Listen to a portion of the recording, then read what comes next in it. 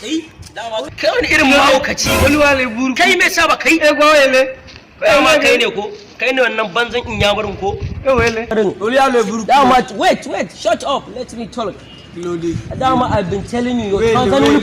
keep quiet Wele. even yesterday I saw it in the store of the market I tried to drink your head but you ran away when you saw me with drink the father dama I've been telling you I will listen you Adeleke, wake up.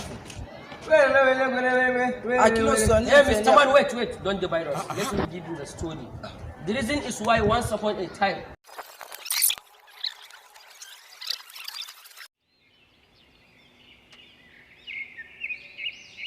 I am sitting on that tree drinking my shadow.